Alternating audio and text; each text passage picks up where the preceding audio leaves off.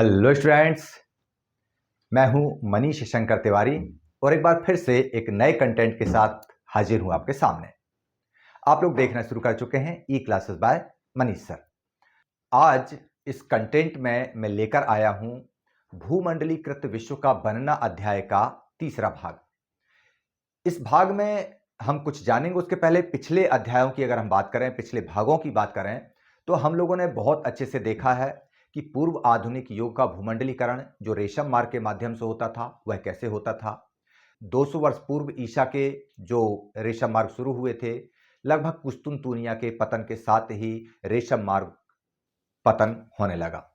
वहां से गुजरने वाले रास्ते जब बंद हुए और यूरोपियंस के पास अब भारतीय मसाला कपड़े पहुंचने की आमद कम हो गई, कपड़ों की आमद कम हो गई, तो उनको जरूरत पड़ी नए मार्गों को खोजने की, क्योंकि जीने के लिए उन्हें भोजन की आवश्यकता थी।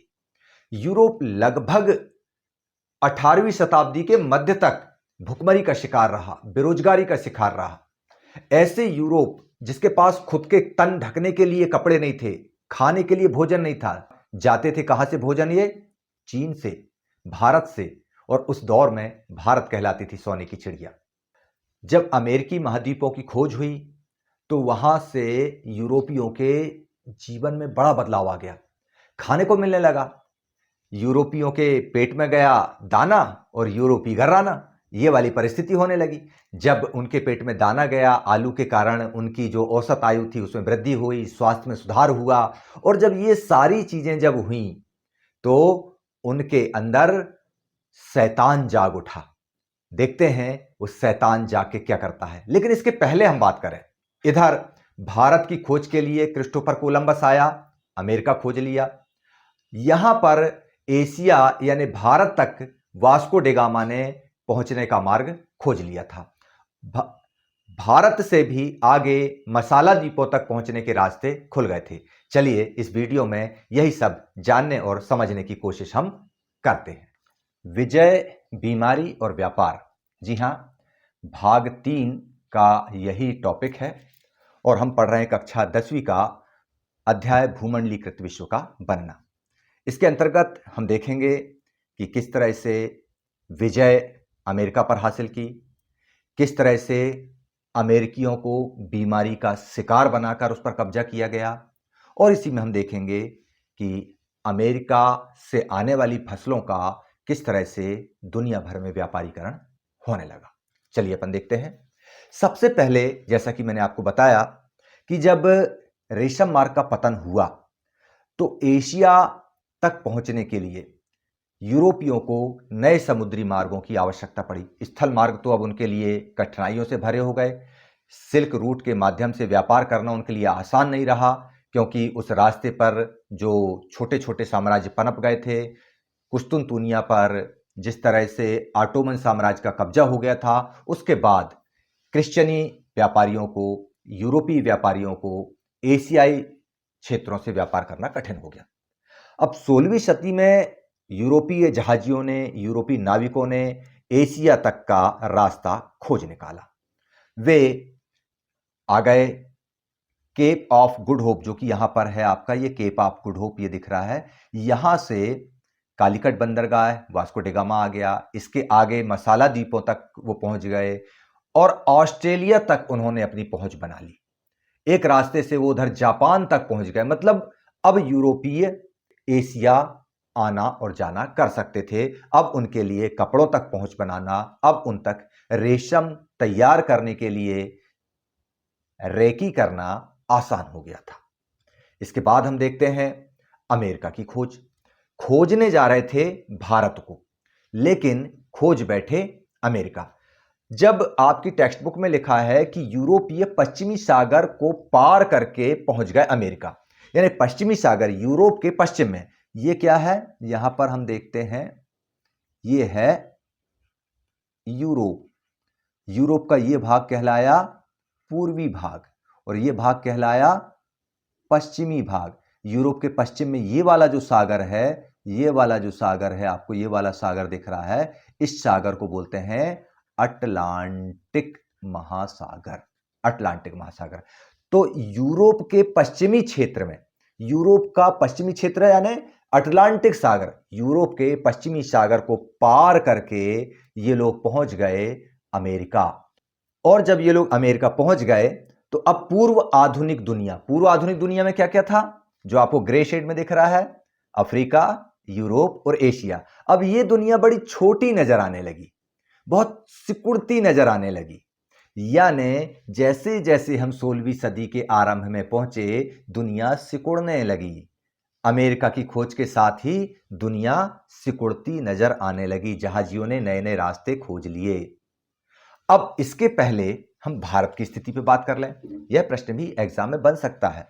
आपने 9th क्लास में पढ़ा है आकार और स्थिति वाला पाठ। उस पाठ में यह लिखा है कि दक्षिण एशिया के मध्य में भारत की स्थिति महत्वपूर्ण है, क्यों?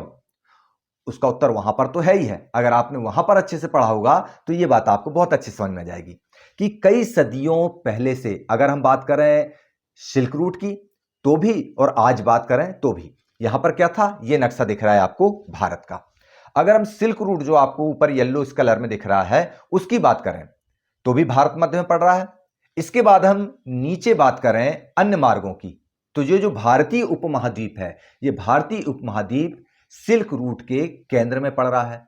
यानी हिंद महासागर के पानी में अगर कोई फलता फूलता व्यापार होगा, तरह तरह के सामानों का आना जाना होगा, यात्रियों का, मुसाफिरों का, उनके साथ चलने वाले ज्ञान का, परंपराओं का आवागमन एक दूसरे से होगा, तो भारतीय उपमहाद्वीप रास्ते में पड़ेगा ही। यानी ये जो भारतीय उपमहाद्वीप है, इन प्रवाहों के, किन प्रवाहों के, श्रम का प्रवास हो या व्यापार का प्रवास हो, इन प्रवाहों के, इन प्रवासों के रास्ते में एक अहम बिंदु था। ये अपन देखते हैं इतने सारे जो मार्ग हैं, चाहे आप यूरोप का रास्ता तय कर लो, चाहे आप पूर्वी एशिया तरफ चले जाओ, चाइना जाना हो, सभी के बीच में पड़ रहा है भारत। यानी इस पूरे नेटवर्क का महत्वपूर्ण इलाका भारत था। बिना भारत से आए जाए आप कोई व्यापार नहीं कर सकते थे, और अगर भारत केंद्र में है तो मुख्य व्यापारिक केंद्र भारत कहलाएगा, और मुख्य व्यापारिक केंद्र कहलाएगा तो भारत में विदेशी मुद्रा स्वाभाविक आएगी।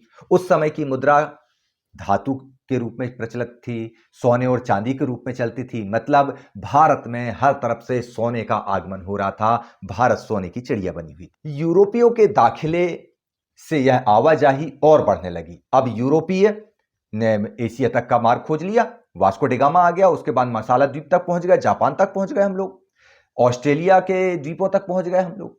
अब ये जब यूरोप लोग जो है रास्ते निकाल लिए समुद्री मार्ग से, तो यहां तरफ भारत से, ये जो हिंद महासागर के बीच में स्थित है, यहां से रास्ता चलने लगा यूरोप की तरफ। हमारा व्यापार यूरोपियों के साथ भी होने लगा। ये जो भारतीय उपमहाद्वीप है, इसका पूरा व्यापार होने लगा। अब बात करते हैं अपन अमेरिका की। अपनी खोज से पहले, लाखों साल पहले तक अमेरिका का दुनिया से कोई संपर्क नहीं था। अमेरिकी महाद्वीप दुनिया में स्थित तो था, लेकिन दुनिया से, पृथ्वी के ग्लोब पर था, लेकिन जो पूर्व आधुनिक युग था, अफ्रीका था, एशिया था, यूरोप था, यहां के लोगों के साथ इनका कोई संपर्क नहीं था। बाद में ऑस्ट्रेलिया भी आ गया संपर्क में, लेकिन वहां तक संपर्क में नहीं था। अब उस संपर्क को बनाने का काम किसने किया? क्रिस्टोफर कोलंबस ने। 16वीं सदी में जैसे ही अमेरिका जाने का मार्ग खोजा गया, अमेरिका की विशाल काय भूमि, बेहिसाब फसलें, खनिज पदार्थ, हर दिशा से जीवन का रंग रूप बदलने लगे। गरीब यूरोपियों के दिन फिरने लगे, यदि हम कहें तो यूरोप के अच्छे दिन आने लगे। अमेरिका की खोज से यूरोप के अच्छे दिन कैसे आए, इस प्रश्न का उत्तर अपने शब्दों में दीजिए। आ सकता है प्रश्न इस तरह का। अब ये जो है यूरोपीय थे, ये जो यूरोपीय इतने लालची हो गए कि इन्होंने बेचारे वो उत्तर अमेरिका के सीधे साधे रेड इंडियन जो रहा करते थे वहां पर, उन पर अपनी शैतानी पंजे गड़ाने शुरू कर दिए। शैतान का पंजा उत्तर अमेरिका पहुंच गया। यहां से जब तक यूरोपियों के पास आलू नहीं पहुंचा था, पेट नहीं भरा था, तब तक भारत के सामने हाथ फैलाते रहते थे, चीन के सामने हाथ फैलाते रहते थे। जैसे ही पेट में आया दाना, जैसे ही यूरोपियों का पेट भरा, यूरोपियों ने अपना मार्ग बदल दिया, अपने इरादे बदल दिए, इरादे जाहिर कर दिए। उनका खूनी पंजा उत्तर अमेरिका की तरफ, दक्षिण अमेरिका की तरफ, कैरिबियाई द्वीप की तरफ बढ़ने लगा और इससे इनको फायदा होने लगा। आज पेरू और मेक्सिको में मौजूद खानों से निकलने वाली कीमती धातु, खासकर चांदी, इस चांदी ने यूरोप को मालामाल कर दिया, यूरोप की संपत्ति को बढ़ा दिया। और जब यह संपत्ति बढ़ी तो यूरोप का व्यापार पश्चिम एशिया के साथ निर्बाध और समृद्ध गति से होने लगा। बहुत शानदार व्यापार तेजी से बढ़ने लगा। अब पैसा, सोना, पैसे के रूप में मतलब मुद्रा के रूप में सोना चांदी प्राप्त कर रहे थे अमेरिका से, व्यापार कर रहे थे पश्चिम एशिया से। यूरोप के दिन अच्छे आ गए। 17वीं शताब्दी के आते आते अब क्या होने लगा? यूरोप में दक्षिणी अमेरिका की धन और संपत्ति के बारे में तरह तरह की बातें सुनाई देने लगी। यहां पर हम देखते हैं एक एल डोराडो शहर है। कहां पर? एक जगह है दक्षिण अमेरिका में, एल डोराडो। उसके बारे में यह खबर फैल गई कि यह जो शहर है यह सोने का शहर है। आप तो कुदाल लेके जाओ, खोदो, फावड़े से भरो और टोकनी में भर भर के सोना ले आओ। अब उसके लिए यूरोपियों में होड़ लग गई अमेरिका भागने के लिए कि अमेरिका जाओ, एल डोराडो पहुंचो, खोदो और सोना चांदी ले आओ। अब ढेर सारे खोजी अभियान शुरू हो गए वहां पर। अमेरिकी लोग जो है वहां जाना शुरू कर दिए। लोगों में किंवदंतियां जबरदस्त फैल गई कि एल डोराडो मतलब सोने का शहर, और सोने का शहर मतलब हम वहां पर जाएं और खोजें वहां पर सोना चांदी और ले आएं। अब आप लोगों ने देखा कि अमेरिका तक पहुंचने के रास्ते को खोजने के बाद क्रिस्टोफर कोलंबस ने वहां के मूल निवासियों के लिए दुर्दशा की स्थिति पैदा कर दी। यूरोपियन वहां जाने लगे, अभियान करने लगे, अमेरिका में जाकर फसलें उगाने लगे। आप लोगों ने कक्षा 9 में फ्रांसीसी क्रांति के दौरान पढ़ा होगा अटलांटिक दास व्यापार, त्रिकोणीय दास व्यापार। जी हां, यह त्रिकोणीय दास व्यापार अब आगे बढ़ने वाला है, इसको अपन देखेंगे। यूरोपियों के जब तक भूखों मरने की नौबत थी, वो भारत के पास आते थे, गिड़गिड़ाते थे, सोना चांदी देते थे, बदले में कपड़े मसाले ले जाते थे, चीन से रेशम ले जाते थे। लेकिन जब अमेरिका की खोज हुई, आलू मिला, पेट भरने लगा। अब जिसने उनका पेट भरा, यानी जिस थाली में खाया उसी थाली में वो यूरोपी छेद करने के लिए चल पड़े। उन्होंने अपना खूनी पंजा, अपना शैतानी पंजा अमेरिका की तरफ बढ़ा दिया। अब स्पेन, पुर्तगाल दौड़ पड़े अमेरिका को अपने कब्जे में लेने के लिए, क्योंकि यहां तक हवा उड़ चुकी थी कि अमेरिका में सोना चांदी भरा पड़ा है, जाओ और लूट के ले आओ। एल डोराडो शहर को तो वहां की लंका मान लिया गया है। जैसे सोने की लंका होती है ना, ऐसे ही अमेरिका की लंका क्या है? एल डोराडो की जमीन में सोना गड़ा पड़ा है। आप जाइए, खोदिए, निकालिए और रईस हो जाइए। लोग दौड़ पड़े। स्पेन, पुर्तगाल, बाद में ब्रिटेन, ये सारे गए और अमेरिका के वो मूल निवासी थे उनको पराजित किए। और उनके ऊपर तो दैवी आपदाएं भी आईं, प्राकृतिक आपदाएं भी आईं, बीमारी भी आईं। चलिए उसको देखते और समझते हैं कि किस तरह से अमेरिकी मूल निवासियों को क्रिस्टोफर कोलंबस की इस खोज ने, क्रिस्टोफर कोलंबस के इस रास्ते ने मौत के मुंह में ढकेल दिया। चलिए देखते हैं और समझते हैं। अमेरिका का उपनिवेशीकरण। अब अपन देखते हैं कि अमेरिका का जो उपनिवेशीकरण है कैसे हुआ। उपनिवेशीकरण का अर्थ आप लोग समझते होंगे। अब साम्राज्यवाद और उपनिवेशवाद का अंतर आप लोग समझ चुके होंगे। साम्राज्यवाद में वहां के आर्थिक संसाधनों के दोहन के साथ साथ वहां पर राजनीतिक प्रभुत्व भी स्थापित किया जाता है, जबकि उपनिवेशीकरण में वहां पर राजनीतिक प्रभुत्व स्थापित किए बिना, वहां का राजा बने बिना वहां के आर्थिक संसाधनों का दोहन किया जाए, वह कहलाता उपनिवेशीकरण। तो यह दौर अमेरिका के उपनिवेशीकरण का है। कैसे हुआ? 16वीं सदी के मिडिल में, मध्य तक आते आते 1550 आते आते क्या हुआ? पुर्तगाली और स्पेनिश, यानी ये जो आपको एरिया दिख रहा है, ये वाला एरिया है स्पेन का, ये एरिया है स्पेन का, और ये वाला जो एरिया है ये एरिया है पुर्तगाल का। तो ये जो पुर्तगाली और स्पेनिश थे, ये जहाजों ने अमेरिका पहुंचना शुरू कर दिया, विजय अभियान शुरू कर दिया और अमेरिका को वहां पर पहुंचकर अपना उपनिवेश बनाना शुरू कर दिया। अमेरिका को जीत लिया।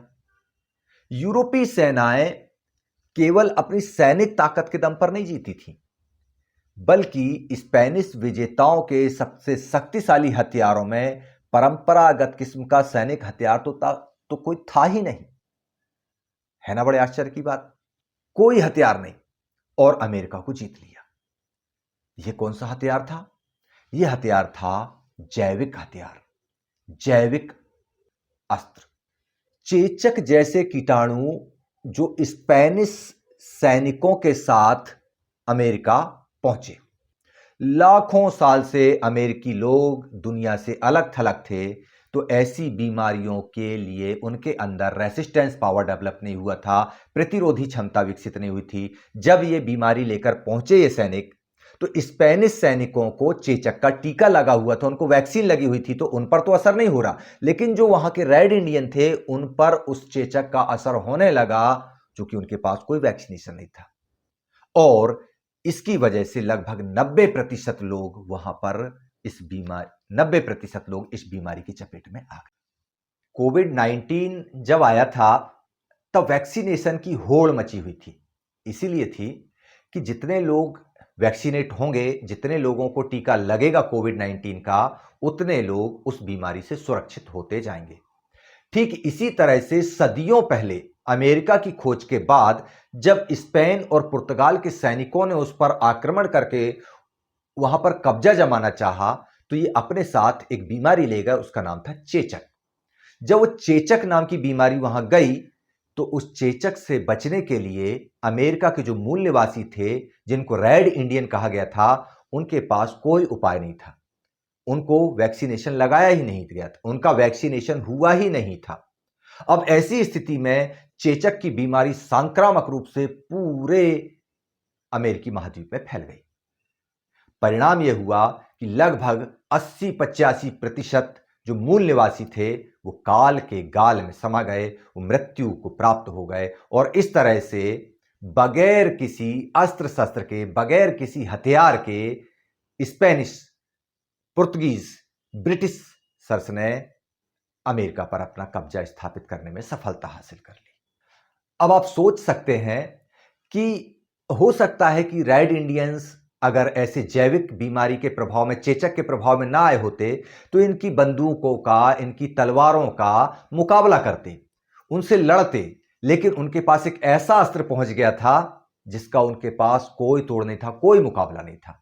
बीमारी का शिकार हुए, बेचारे मारे गए, और इन शैतान यूरोपियों के लिए अमेरिका पर कब्जा जमाना बहुत आसान होता गया। समझ में आई ना आपको बात? मतलब अमेरिका के उपनिवेशीकरण में सबसे बड़ा योगदान चेचक की बीमारी का है। अमेरिका को प्रभावित करने वाली सबसे बड़ी बीमारी चेचक है। एग्जाम में आए तो लिख दीजिएगा।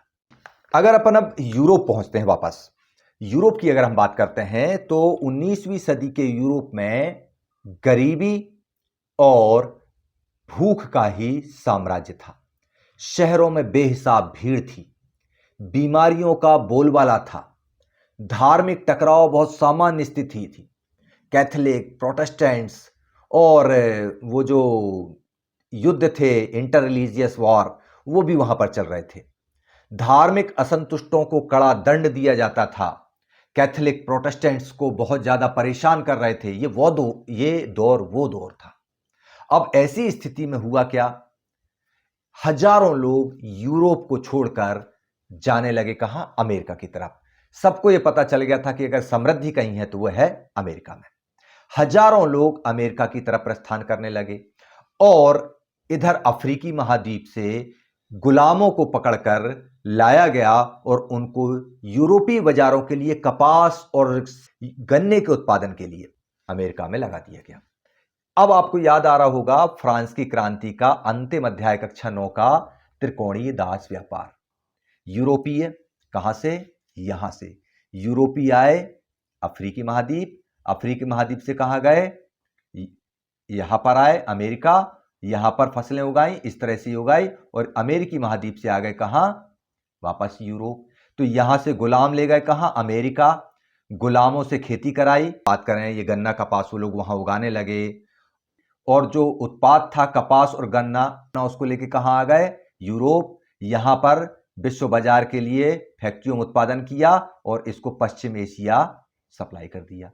शानदार व्यापार चलने लगा।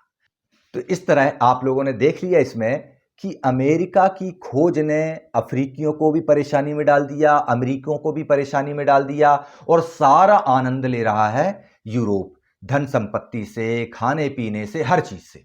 18वीं शताब्दी का शुरुआती समय बीत जाने के बाद तक भी अगर हम देखते हैं तो पूरी दुनिया में चीन और भारत सबसे धनी देशों में गिने जाते थे। चीन और भारत की जो अर्थव्यवस्था है वो पूरे दुनिया की लगभग 50% से अधिक हुआ करती थी। भारत की जीडीपी लगभग 24-25% और चीन की 30% के आसपास रहती थी। तो इस तरह से पूरी दुनिया में दबदबा किसका था? एशियाई व्यापार का। चीन का दबदबा था, भारत का दबदबा था। एक तरह से अगर हम कहलाएं तो दुनिया के आर्थिक गुरु हम ही थे। लेकिन 15वीं शताब्दी से चीन ने क्या किया, वहां पर एक ऐसे नए साम्राज्य का उदय हुआ, उसने दुनिया के दूसरे देशों से अपना संपर्क कम करना शुरू कर दिया। उसी दौर में रेशम के कीड़े से रेशम बनाने की विधि यूरोपीय व्यापारी जो आते थे, उनके साथ कुछ यात्री आते थे, उनके साथ कुछ अन्वेषणकर्ता आते थे, कुछ वैज्ञानिक आते थे, उन्होंने यहां पर आकर उस विधि को इटली ले गए और इटली से वो यूरोप में फैलने लगी। इस तरह से चीन जो है धीरे धीरे करके दुनिया से अलग थलग पड़ने लगा। और चीन की जब भूमिका कमजोर हुई, चीन की भूमिका दुनिया में घटने लगी, अमेरिका का महत्व बढ़ने लगा। विश्व व्यापार का जो केंद्र था वो अब पश्चिम की तरफ खिसकने लगा। पश्चिम की तरफ खिसकने लगा मतलब यूरोप की तरफ आने लगा। पश्चिम की तरफ किधर खिसकने लगा? अगर हम ये बात करते हैं कि ये भारत है, यहां पर भारत, यहां पर आप देखते हैं चीन, ये है पूर्वी क्षेत्र। अब व्यापार का केंद्र जो ये हुआ करता था चीन और भारत का, ये खिसक के पश्चिम दिशा में यूरोप की तरफ आगे बढ़ गया और यूरोप ही अब विश्व व्यापार का सबसे बड़ा केंद्र बन गया। यानी अमेरिका की खोज के बाद से पूरी दुनिया में एशिया का दबदबा कम होने लगा और यह दूसरा भूमंडलीकरण यूरोपीय भूमंडलीकरण हो गया। तो आप लोगों ने देखा कि किस तरह से अमेरिका की खोज के बाद यूरोप की दिशा और दशा दोनों बदल गईं। वो यूरोप जिसके पास खाने को कुछ नहीं था, वो यूरोप जो गरीबी भुखमरी का शिकार था, वो यूरोप जो आपस में धर्म के मामले पर लड़ा पड़ रहा था, सांप्रदायिकता की आग में झुलसा हुआ था, वो यूरोप जहां पर महंगाई चरम पे हुआ करती थी, वो यूरोप धीरे धीरे करके नई दिशा को प्राप्त होने लगा, समृद्धि को प्राप्त होने लगा। अमेरिका की विशाल जमीनें मिल गई खेती के लिए, अफ्रीका के लड़के मिल गए गुलामी करने के लिए, फ्री में काम करने के लिए। अफ्रीकी गुलाम अमेरिकी की खेतों में जाते, गन्ना कपास उगाते, जहाजों में भर के वो जहाज कहां जाते? फ्रांस के बंदरगाहों पर नानते और बूर्दो बंदरगाह पर पहुंचने लगे। वहां से वो फसलें फैक्ट्रियों में जाने लगी, फैक्ट्रियों में कच्चा माल से पक्का प्रोडक्ट बनने लगा, विनिर्माण होने लगा, विनिर्मित उत्पाद पश्चिम एशिया के माध्यम से आगे बढ़ने लगे, समुद्री मार्गों से भारत आने लगे और इस तरह से पूरा व्यापार जो है चलने लगा। इधर चीन में साम्राज्य परिवर्तित होने लगा, नया साम्राज्य आया, उसने दुनिया से अपने आप को कटा हुआ महसूस करने लगा, अपने आप को सिकोड़ लिया, दुनिया से संपर्क कम कर दिया। इटली से जो आने वाले यात्री थे उन्होंने चीन में आकर के रेशम के कीड़े से रेशम बनाने की विधि सीख ली और वहां जाकर वो काम करने लगे रेशम पर, और इस तरह से चीन का महत्व घट गया। भारत का महत्व अभी भी है लेकिन वो महत्व भारत हासिल अभी तक नहीं कर पाया है। तो इस तरह से हम कह सकते हैं कि अब जो व्यापार का केंद्र था, जो भारत और चीन था, वो अब शिफ्ट होके अमेरिका के कारण यूरोपीय देशों की तरफ शिफ्ट हो गया, यानी भारत के पश्चिम में शिफ्ट हो गया, एशिया के पश्चिम में शिफ्ट हो गया। इस तरह से भूमंडलीकरण के आधुनिक युग की शुरुआत होती है। और इसके पहले हमने यूरोप में राष्ट्रवाद का उदय में देखा था कि नेपोलियन का पतन हो गया, यानी नेपोलियाई युद्धों की समाप्ति हो चुकी है वहां। अब नेपोलियाई युद्धों की समाप्ति हो गई, यानी फ्रांस फिर से रूढ़िवाद की चपेट में आ चुका है, ब्रिटेन का बोलबाला हो चुका है, ऑस्ट्रिया, रशिया, ब्रिटेन ये पावरफुल हो चुके हैं, प्रशिया वगैरह। अब वहां पर थोड़ी सी शांति स्थापित है, तो वहां पर एक नई व्यवस्था लागू होगी भूमंडलीकरण की, जो आपने भारतीय अर्थव्यवस्था के क्षेत्रक में पढ़ा है कि पश्चिमी देशों में प्रारंभिक समय में प्राथमिक क्षेत्रक का विकास हुआ था। तो अपन 19वीं सदी के भूमंडलीकरण जो 1814 से शुरू होगा, 1815 से शुरू होगा, 1914 तक चलेगा। उसमें देखेंगे कि प्राथमिक क्षेत्रज्ञ ने भूमंडलीकरण की प्रक्रिया को, भूमंडलीकरण के प्रोसेस को मजबूत करने में क्या भूमिका निभाई। तो चलिए तब तक देखते रहिए ई क्लासेस बाय मनीष सर। मैं चलता हूं 19वीं सदी के भूमंडलीकरण कैसा हुआ उसका कंटेंट तैयार करने के लिए मुझे इजाजत दीजिए। लेकिन हां, वही बात, सब्सक्राइब कर दिया करो यार, मन लगा रहता है।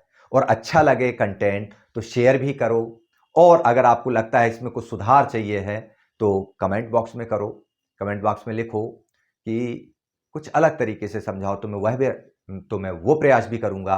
तो चलिए ठीक है, इंतजार रहेगा आपके प्यारे प्यारे अच्छे कमेंट्स का, इंतजार रहेगा आपके शेयरिंग और लाइकिंग का। आप करते रहिए सब्सक्राइब। मुझे इजाजत दीजिए। जय हिंद, जय भारत।